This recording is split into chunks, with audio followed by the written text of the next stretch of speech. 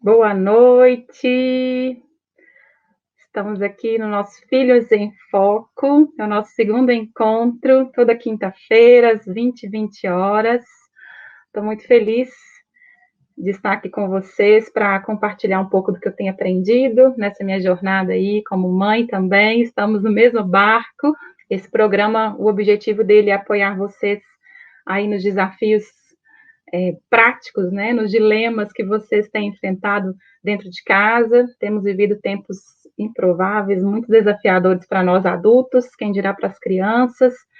Estamos todos muito cansados, sobrecarregados, e como fazer, né? O tema da live de hoje é como ser calmaria em meio ao caos dos nossos filhos.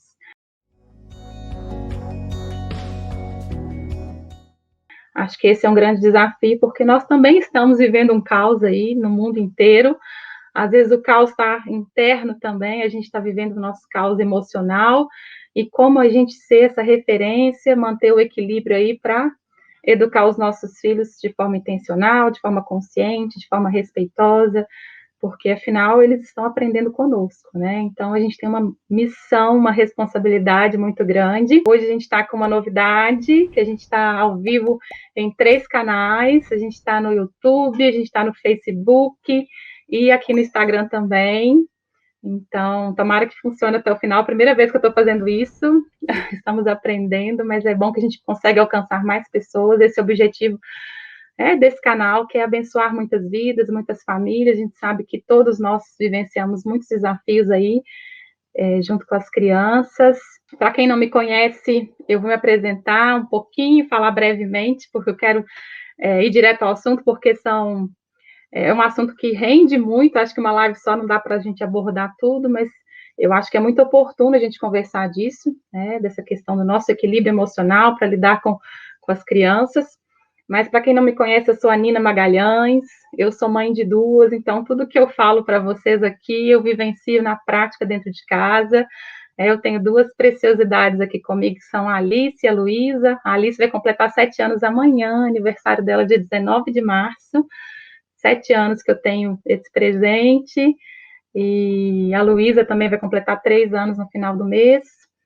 E é com elas que eu me inspirei, que eu mergulhei nesse universo da parentalidade, porque eu falei, gente, como educar essas criaturas de uma forma intencional, de uma forma que elas consigam ser aquilo que Deus as chamou para ser. Eu acho que essa sempre foi a minha grande questão, né? Minha grande preocupação e a minha oração todos os dias é: Deus, me ajude a ser a mãe que elas precisam que eu seja, né? Eu acho que a gente tem que se colocar nesse lugar, né? Porque como educar? Às vezes a gente chega cheio de certeza, cheio de convicções, mas o que Deus quer para elas? O que Deus quer para a vida delas? Então tem que ser só um canal para poder permitir o agir de Deus no coraçãozinho dela. Então é isso, eu mergulhei na parentalidade pelas minhas filhas, que eu comecei a falar, e fiz disso um ofício, né? Eu abri mão dos outros trabalhos que eu tinha, porque eu entendi que esse era mais do que um trabalho para mim, era um projeto de Deus, um chamado de Deus na minha vida, que é abençoar as outras famílias.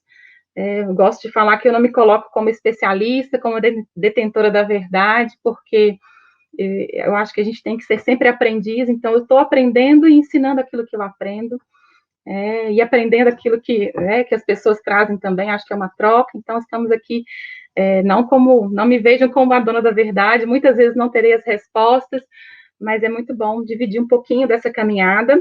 E essa live, então, a gente fez, para poder acompanhar vocês mais de perto.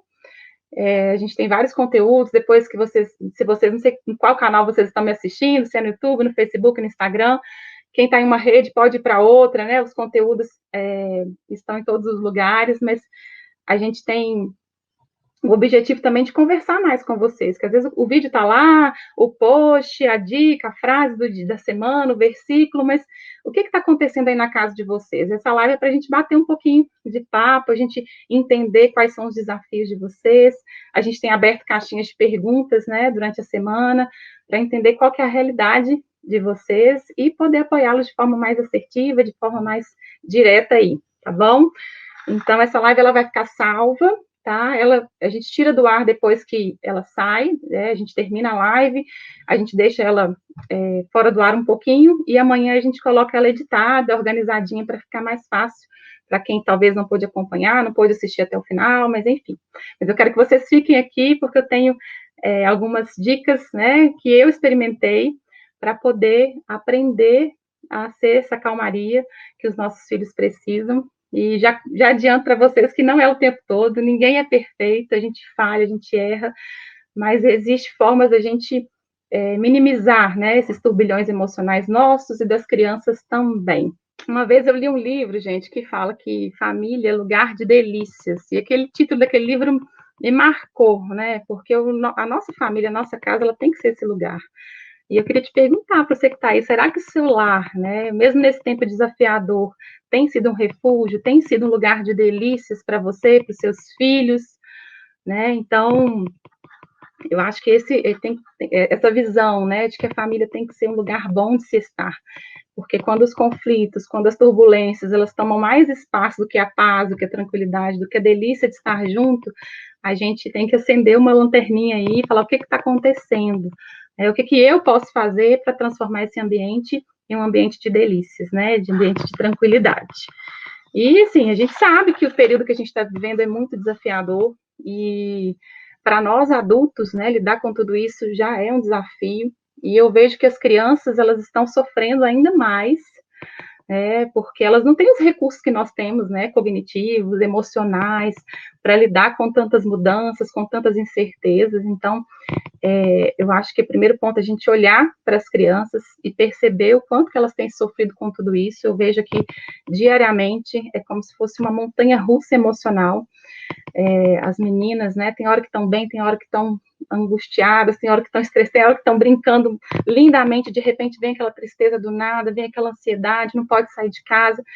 E por mais que a gente explique que é um vírus, que é uma pandemia, é muito abstrato para eles entenderem ainda, então a gente tem que ter esse olhar de compaixão mesmo, porque está difícil para nós, para eles triplica ou quintuplica isso, né? Me contem aí, gente, tá fácil na casa de vocês? Porque realmente eu tenho visto um tempo muito desafiador aqui em casa, os choros ficam mais frequentes, as birras, né, as manifestações, as explosões emocionais, elas ficam mais intensas. A Luísa, ela está nessa fase aí dos maravilhosos 2 anos, que eu não gosto de falar terríveis, porque não são, eles são desafiadores, mas não são terríveis.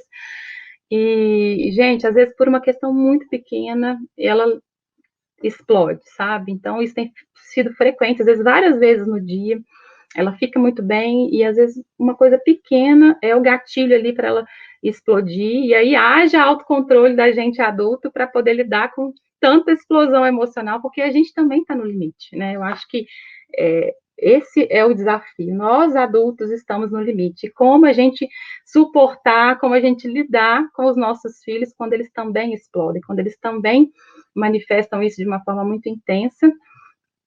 E então a gente precisa exercitar, né, esse autocontrole. Não é algo que vem de fábrica, pelo menos para mim não é. E eu gosto de falar isso, né? Porque tem gente que fala, ai, Marina, mas você é muito calma, você é a serenidade em pessoa. Eu falei, gente, vem comer 1 quilo de sal comigo, que vocês vão ver que eu não sou essa pessoa.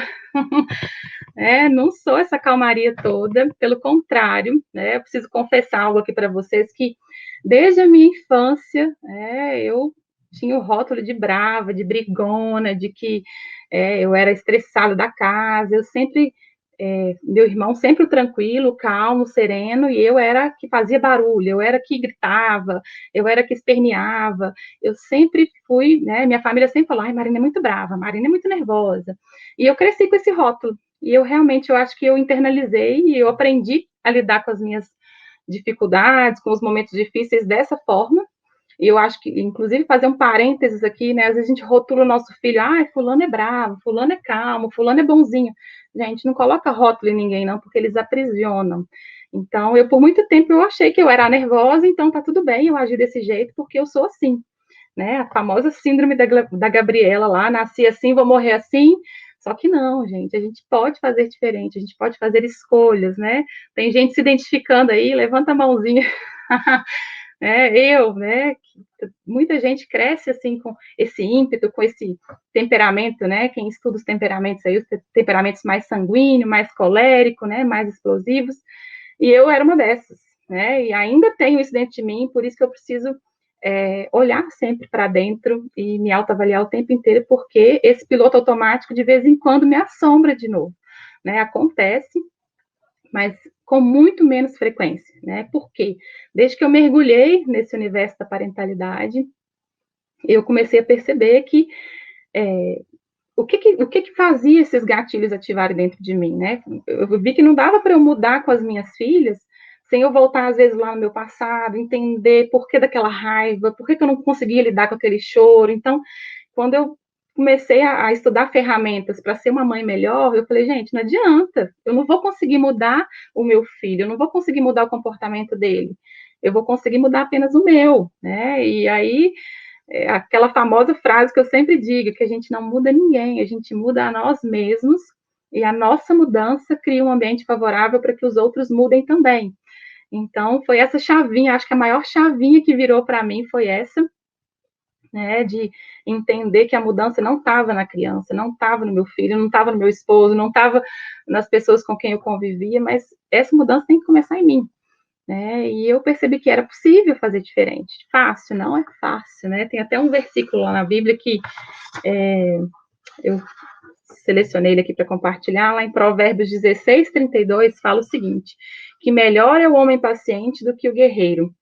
Mais vale controlar o seu espírito do que conquistar uma cidade inteira. Olha a importância da gente se autocontrolar, da gente se autorregular. Às vezes a gente faz tudo pelos nossos filhos, a gente trabalha duro, a gente dá a melhor escola, a melhor roupa, a gente se desdobra em mil para fazer o melhor por eles. Mas, gente, um pai e uma mãe equilibrado, com controle emocional, eu garanto que isso é muito precioso para eles. Eles precisam disso, porque é com você que eles vão aprender a se relacionar com as outras pessoas, eles vão levar isso para todos os relacionamentos deles, né? Seja na infância, seja na vida adulta. Então, a gente tem essa responsabilidade, a gente, como um cimento fresco ali, os nossos filhos estão, a gente imprime as marcas no caráter deles através do nosso comportamento, daquilo que a gente faz, daquilo que a gente fala, da forma como a gente expressa as nossas emoções. Então, às vezes, a gente não quer que os nossos filhos explodam, que eles gritem, mas aí eu tô lá gritando com meu esposo na cozinha, e aí eu vejo a minha filha brigando uma com a outra e falo, não grita com a sua irmã, mas eu grito com meu marido. Então, não dá para, a gente tem que ser consistente, coerente, e se a gente quer lidar com o caos dos pequenos, a gente tem que primeiro tratar desse caos aqui, ó, interno, é o nosso próprio caos. Então é isso, gente. Não adianta a gente olhar só para a criança e falar, esse menino tem que aprender a se comportar melhor, a reagir melhor. E eu vou dar uma notícia para vocês, né? Que eles não vão conseguir ter esse autocontrole, porque muitas vezes, para pensar, né? Quantas coisas a gente espera das crianças e nós ainda lutamos enquanto adultos, né? Hoje eu tenho 33 anos e tem questões, né, de gerenciamento de emoções que eu estou em trabalho, em construção ainda, porque eu não tenho essa habilidade plena. Imagina uma criança de 2 anos, de 3, de 5, um adolescente que seja. Eles estão aprendendo, eles estão em processo, o cérebro deles ainda é muito imaturo. Né? Então, a gente precisa olhar para as crianças com mais compaixão. E, às vezes, gente, a reação que eles têm, né, igual eu compartilhei um relato da Luísa no feed essa semana, e ela fez uma guerra aqui porque eu coloquei o feijão no prato, e ela não queria naquele dia o feijão, só que eu não ia adivinhar. E ela jogou o pote no chão e fez uma confusão, esperneou. Foi um turbilhão emocional por uma coisa que, para mim, era insignificante. Ela poderia muito bem explicar que ela não queria feijão ali. Mas para ela foi o suficiente para explodir, para levantar a tampa do cérebro, né? Para quem não conhece ainda, quando eu falo levantar a tampa, é porque a gente tem como se fosse 2 andares, explicando rapidamente aqui para vocês. 2 andares no nosso cérebro. O andar de cima é aquele andar mais racional, que nos ajuda a tomar boas decisões, e a gente tem um andar de baixo, que é o cérebro mais primitivo, que é responsável por aquelas reações mais básicas de sobrevivência, de luta, de fuga. Então, quando essas 2 partes trabalham junto, né, o cérebro andar de cima e o de baixo trabalham juntos, a gente está ali tranquilos, a gente está integrado, que a gente fala que a gente está num estado bom, né, de se relacionar, de lidar com as questões, mas quando o andar de cima desconecta do andar de baixo, a gente explode, a gente reage como um réptil, né? A gente ou luta, ou fuga, ou paralisa. Inclusive, tem um vídeo sobre isso, sobre o medo, que eu explico direitinho esse processo. Depois procurem lá, porque é bem interessante a gente entender essa fisiologia do cérebro. E quando né, a tampa de cima levanta, né, quando o meu cérebro, que é o cérebro pensante ali, mais racional, não está funcionando, a gente só reage. E é isso que aconteceu com a Luísa, é isso que acontece muitas vezes com os nossos filhos. Eles não estão fazendo birra para te tirar do sério, eles não passam a noite planejando uma forma de te tirar do sério, de te provocar, porque um outro problema que a gente, né, um outro erro que a gente comete é achar que o comportamento dos nossos filhos é para nos atingir.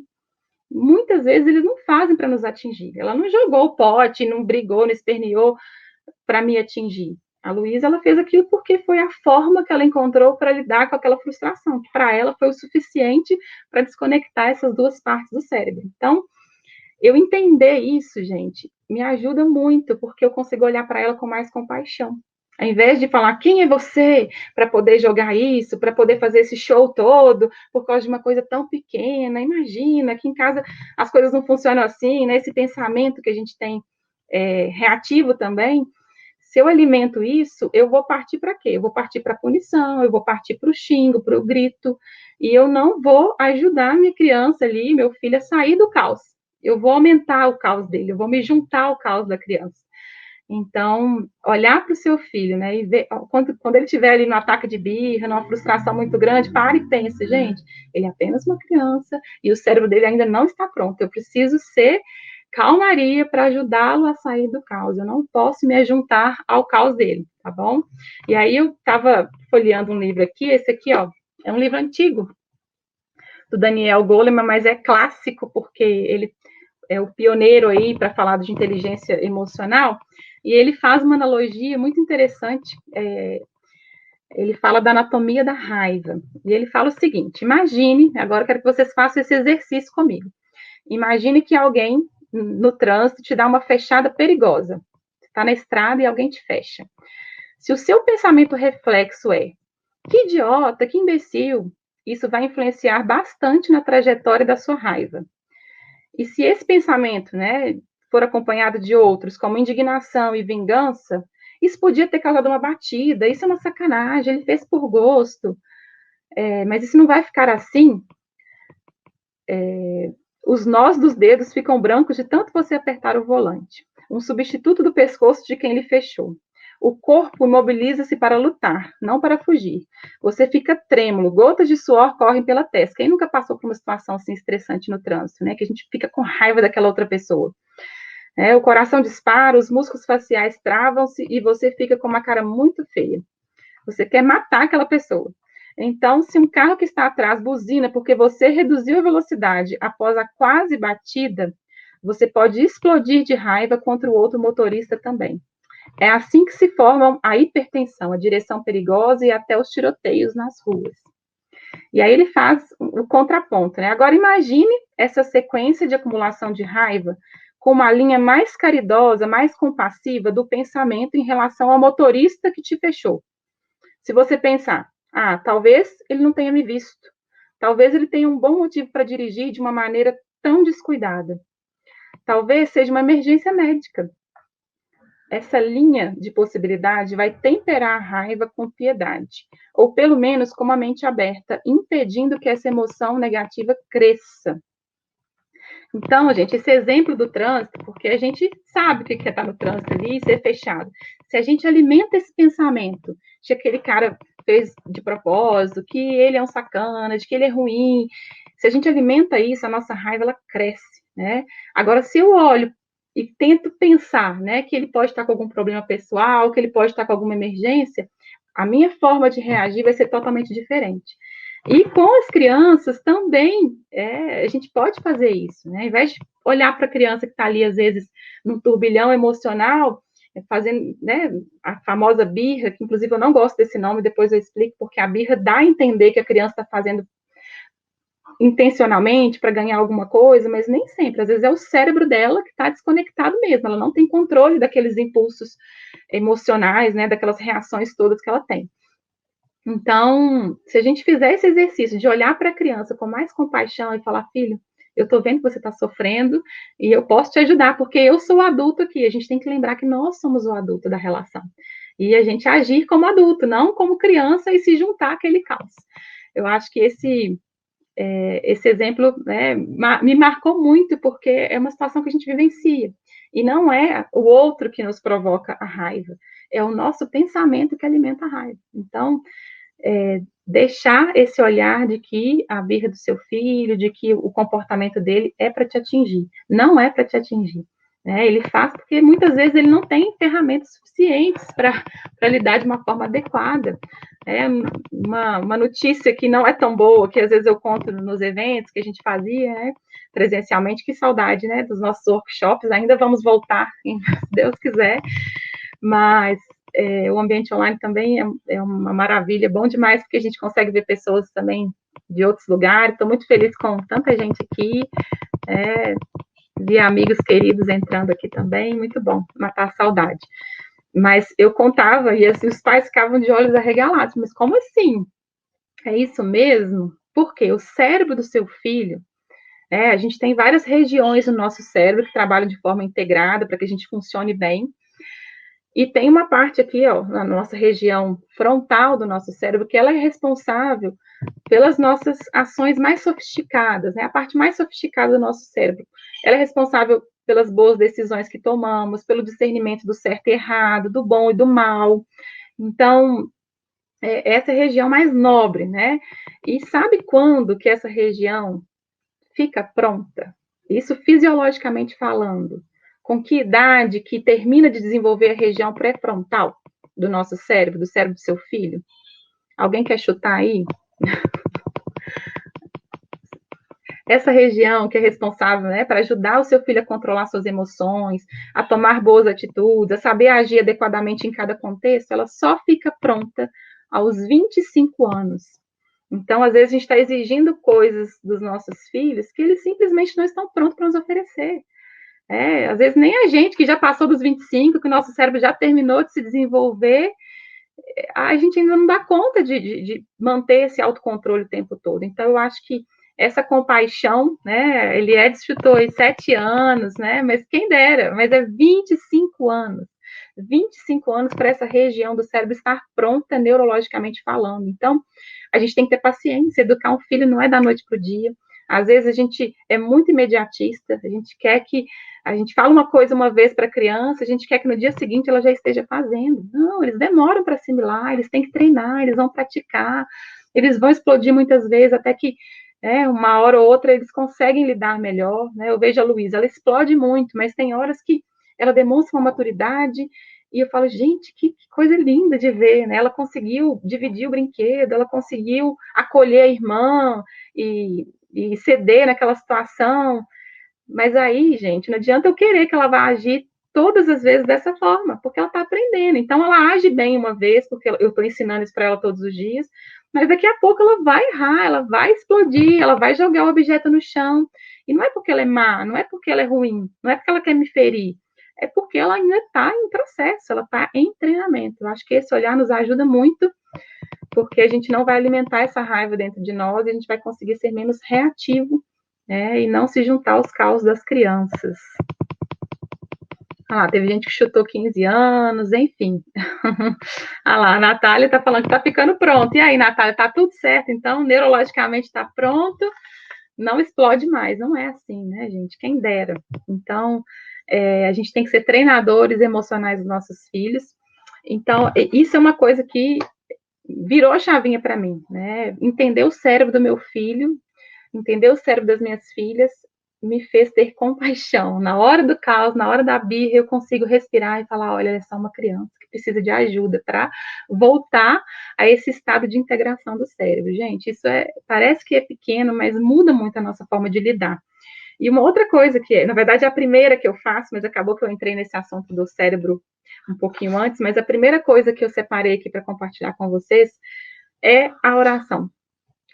Como eu disse no início da live, eu sempre orei, né? Desde que eu engravidei, desde que eu soube que ia ser mãe, eu sempre coloquei isso diante de Deus e falei: Deus, me ajuda, porque eu acho que a gente tem que reconhecer que muitas vezes nós também não estamos prontos para exercer essa missão com excelência, né? A gente não está pronto para ser o pai perfeito, a mãe perfeita, e não seremos também, mas a gente buscar estar se aprimorando sempre, e a gente pode contar com aquele que é dono de toda a sabedoria, né? A Bíblia fala que, lá em Provérbios, porque o Senhor dá sabedoria, e da sua boca vem o conhecimento e o entendimento.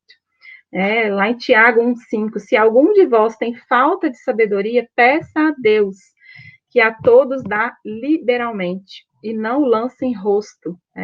Ele vai te dar essa sabedoria.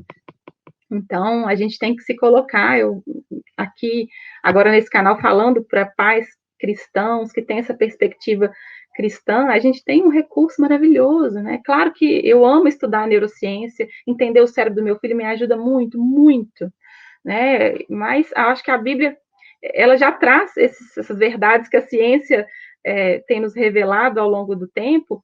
A Bíblia, ela já se antecipa em muitas delas, né? Muita coisa do que eu estudo no meio secular, quando eu volto para a Bíblia, gente, a Bíblia é muito avançada nesses princípios, porque Deus, ele deixou na palavra dele, né, a direção para a gente poder fazer isso de forma assertiva com os nossos filhos, para a gente pastorear o coração deles. Então, recorram àquele que é dono de toda a sabedoria que ele vai dar para você. Então, na hora que você falar, Deus, eu não estou sabendo fazer isso direito, eu não estou pronto para cuidar do meu filho do jeito que eu gostaria, joelho no chão e fala, Deus, me ajuda a ser o pai, a mãe que eu preciso ser. Essa é a minha oração diária, porque muitas vezes eu levo para a cama, nossa, eu poderia ter feito melhor, eu poderia ter agido melhor assim, e é engraçado que os pais, quanto mais cuidadosos, né, o que eu vejo, assim, de pessoas que às vezes estudam, fazem as mentorias comigo, fazem os eventos, quanto mais atentos, quanto mais cuidadosos, mais esses pais se culpam quando erram.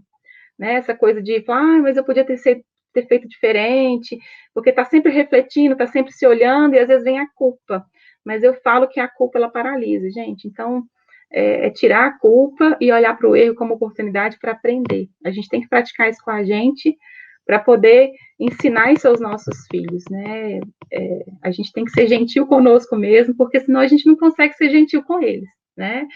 E é isso, né? E uma outra dica, né, que eu aprendi nesse tempo para poder não ser essa Marina tão brava, tão reativa, por mais que às vezes aconteça, não sou perfeita, mas para evitar que essas explosões aconteçam, para que eu grite, né, com as minhas filhas, para que eu reaja com elas de uma forma que eu não gostaria, uma coisa que eu aprendi foi na disciplina positiva, que é sair de cena. A gente precisa se acalmar. O nosso cérebro também precisa voltar para esse estado de integração, para que a gente consiga ensinar algo para os nossos filhos. Muitas vezes a gente quer ensiná-los ali no calor do momento, no calor da emoção, mas se eu não estou calmo, se eu não estou bem, se eu estou com raiva, eu não vou conseguir ensinar nada para o meu filho. Eu só vou ensinar o descontrole, eu só vou ensinar coisas que eu não quero que ele faça. Então, é sair de cena. Se às vezes você não está conseguindo, se tiver alguém perto, se o pai está ali, outra rede de apoio, falar, fulano, eu preciso de um tempo, eu preciso respirar antes que eu me descontrole, né? E combinar com a própria criança, porque tem gente que fala assim, então eu vou abandonar, eu vou ignorar a criança. Não. Você pode, inclusive, explicar para ela no momento mais tranquilo. Isso eu falo muito para as meninas aqui, para elas não entenderem como abandono. Mas elas, inclusive, praticam isso. Quando elas estão nervosas, elas saem de cena também. Elas vão para o quarto, elas vão para o cantinho da calma. E elas aprenderam me vendo fazer, porque muitas vezes eu falo, Vitor, eu preciso ir para o quarto, eu preciso tomar um banho, eu preciso me regular, porque senão eu vou explodir. Inclusive, mandar um oi para meu maridão, meu apoio aqui, ele é um pai também aprendiz, que tem se colocado nesse lugar aí de aprender mesmo todos os dias a como ser pai.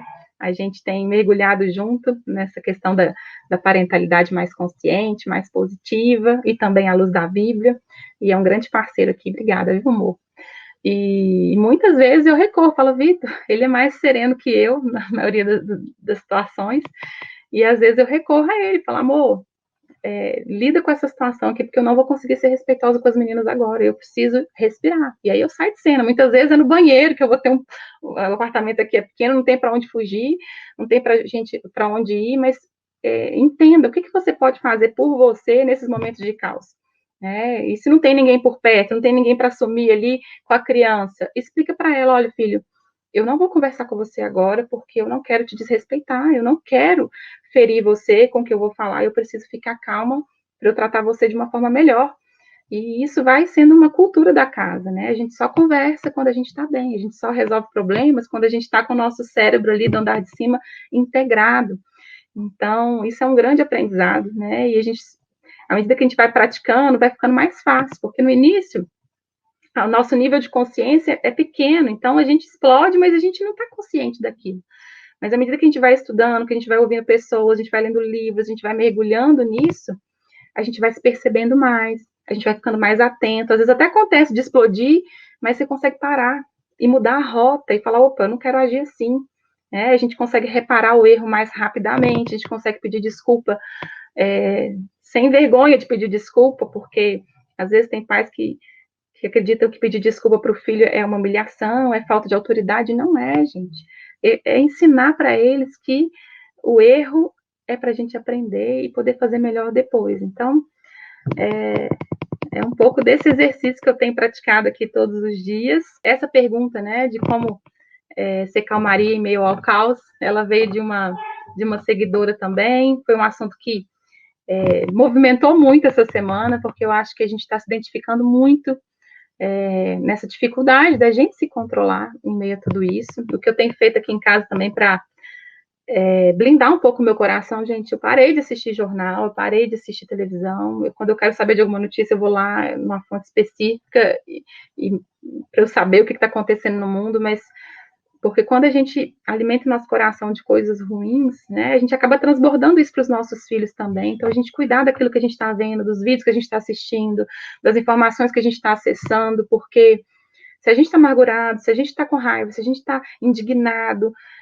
a gente transmite isso, a gente transborda isso. A Bíblia fala, né, que a nossa boca fala aquilo que o coração está cheio. Então, a gente tem que encher o nosso coração de coisas boas, mesmo nesse tempo difícil, para que a gente possa transbordar isso para eles também. A Nanda falando, é importante ter esse tipo de diálogos, e é tão raro, mas eu acredito que tem aumentado muito, viu, Nanda? Pais que têm buscado essa relação de conexão com as crianças. Ainda estamos numa geração que está nessa transição de paradigma, né? Nós viemos de uma educação muito autoritária, e virar isso, mudar isso no meio do caminho, sendo que a gente aprendeu de uma forma e fazer diferente com os nossos filhos é difícil, mas é necessário. A gente precisa virar essa chave em algum momento, e é o tempo, as crianças precisam mais do que nunca, né? O mercado de trabalho quer pessoas que saibam lidar com as emoções, que saibam lidar com pessoas, e a gente precisa trabalhar isso dentro da nossa casa, né? Não dá para falar com a criança, engole o choro, não foi nada, e querer que ela se torne um adulto pronto para o que o mundo espera dela, né? O mundo exige isso de nós, essa habilidade é muito mais importante, eu falo, que qualquer conteúdo, que qualquer curso acadêmico, que qualquer diploma que seu filho vai ter, é essa habilidade socioemocional, essa inteligência emocional que a gente precisa desenvolver. E para a gente ensiná-lo, gente, a gente vai ter que aprender. Eu falo que eu tenho corrido atrás do prejuízo, porque é um aprendizado que a gente não teve acesso, né? A Alice hoje, ela tem educação socioemocional na escola, ela já nomeia os sentimentos, é engraçado que ela com 6 anos, vai fazer 7, tem hora que ela chega perto de mim e fala, mãe, eu acho que você tá assim por causa disso. E eu falo, filha, é mesmo. E eu falo, gente, como que ela conseguiu identificar o que eu tô sentindo, o motivo, e às vezes com mais rapidez do que eu mesma. Às vezes a gente não aprendeu a nomear o nosso sentimento, a falar com clareza daquilo que a gente está sentindo, e a gente precisa ajudar os nossos filhos, né? Não dá para simplesmente falar, para com essa birra, para com esse show, e querer que os nossos filhos cresçam com essa inteligência emocional. A gente precisa treiná-los, acolhê-los, entender o cérebro deles. E é isso, né? A Eliette falando, né? Ensinar as crianças a se autocontrolarem é poderoso. É verdade, né? Tem um caso que eu gosto de contar também. Nosso tempo está acabando aqui já, e eu estou falando até, mas é porque vem muitos exemplos. Teve um dia que, logo quando eu conheci a disciplina positiva, E uma das primeiras coisas foi ensinar essa questão do cérebro para a Alice. E eu falei, filha, aqui em casa a gente não conversa quando a gente está com a tampa levantada. Quando o nosso cérebro não está funcionando, a gente se afasta. Porque senão eu acabo ativando isso da outra pessoa por causa dos neurônios de espelho. Depois vocês assistam também o vídeo lá do medo, que explica esse mecanismo fisiológico. E aí ela aprendeu, né? E aí eu cheguei em casa, estava estressada, conversando com o Vitor, a gente estava arrumando mala, alguma coisa assim, mas a gente não estava nem brigando, mas eu falei num tom mais hostil, assim, não sei o que. E aí ela falou, mamãe, ela segurou na minha mão e falou, mamãe, o seu cérebro tá assim, você não pode conversar com o papai desse jeito. Ela tinha 4 anos de idade, gente, 4 para 5. E aí eu falei, filha, obrigada por me lembrar, obrigada, é verdade. E ela pegou, me conduziu, falou, vem aqui no quarto, vamos bater no travesseiro junto comigo. E aí eu aceitei o convite, a gente bateu no travesseiro juntas, e foi uma delícia, a gente deu risada e tudo. E aí chega o Vitor na porta para perguntar uma coisa, e ela falou, papai, espere que a mamãe está se acalmando, depois ela vai conversar com você. Então eles aprendem com o que eles veem, com o que a gente faz, não adianta a gente apelar para sermões, para horas de conversa, se a gente não praticar essa calmaria que a gente deseja ver nas crianças, né? Então, acho que o nosso desafio é nos cuidarmos, e para isso, gente, a gente tem que encher o nosso tanque de amor também. A gente só, quando a gente é uma pessoa feliz, a gente está satisfeito com a vida, a gente consegue ser um pai melhor, uma mãe melhor. E muitas vezes, eu sei que está difícil aí, a gente acumulou muitas tarefas, né? Quem está aí em home office, não tem empregado em casa, a nossa vida está mais caótica, a gente está mais sobrecarregado, mas a gente precisa achar tempo para nos cuidarmos, porque se a gente está com um tanquezinho de amor lá embaixo, a gente não vai conseguir também ser amoroso com os nossos filhos, a gente vai conseguir ser essa mãe, esse pai que eles precisam. E é isso, deixa eu ver se tem mais comentários aqui. Maria Imaculada, minha tia querida lá de Tabira. Quando a criança recebe essa orientação no controle da raiva, com certeza ela será um adulto mais equilibrado para lidar com as emoções. É isso aí, a Regina, a minha mãe Marta está aí, meu pai eu vi que entrou também. Minha família é uma grande encorajadora desse projeto. E é isso, gente. Eu acho que eu compartilhei um pouquinho dos pontos que me ajudaram a aprender a ser mais calmaria do que caos para as minhas crianças. E quando, à medida que a gente vai controlando as nossas reações, a gente consegue ajudá-los a sair do caos também. Então, é isso. E lembre-se, né, de buscar a sabedoria que vem do alto, porque nesse tempo, gente, a gente sozinhos, a carga fica mais pesada. E Deus, né, nos faz esse convite: vinde a mim, todos aqueles que estão cansados, sobrecarregados, e eu vos aliviarei. Então, você que é pai e mãe, recorra à fonte, né, do amor, da sabedoria, para que ele capacite vocês a atravessar esse tempo com mansidão, com equilíbrio, com domínio próprio, né, com paz. Eu acho que é isso que a gente está precisando. É isso, meninas e meninos. A Lil falando que a gente tem que aprender muito sobre o nosso cérebro. Vou fazer uma série de conteúdos sobre isso também. É um tema que eu bato muito na tecla, né? Falando para os pais cristãos, a gente tem que tratar os nossos filhos como um ser integral, né? Nós somos corpo, alma e espírito. A gente tem que ensiná-los, né, a palavra de Deus, trabalhar com eles a espiritualidade, mas também entender o corpo dele, qual que é a fase de desenvolvimento que ele se encontra, como que está o cérebro dele, o que ele pode fazer ou não nessa idade, o que eu posso esperar desse estágio de desenvolvimento. Então, isso nos ajuda muito a gente ser mais assertivo, mais intencional. E as emoções, a alma, né? A gente tem que trabalhar essa questão emocional também. E essa é a proposta do nosso canal. Então, se você ainda não se inscreveu, né? Se inscreva aí no nosso canal do YouTube. No YouTube, quem se inscreve lá, ativa o sininho, porque aí todo vídeo, toda semana está saindo um vídeo de pelo menos meia hora e outros mais curtinhos. Então, estando inscrito no canal, você não vai perder nenhum conteúdo. A gente tem também o canal no Telegram, que a gente está começando a movimentar lá agora. A gente vai ter áudios exclusivos por lá. O Facebook, Instagram. E me ajudem a compartilhar. Se fez sentido para você essa mensagem, essa conversa aqui. Chama outros pais para essa comunidade, para a gente caminhar junto, que a gente quer apoiá-los mesmo nessa desafiadora missão de educar, e educar com respeito, com consciência, com conexão. É isso, muito obrigada e boa noite para vocês.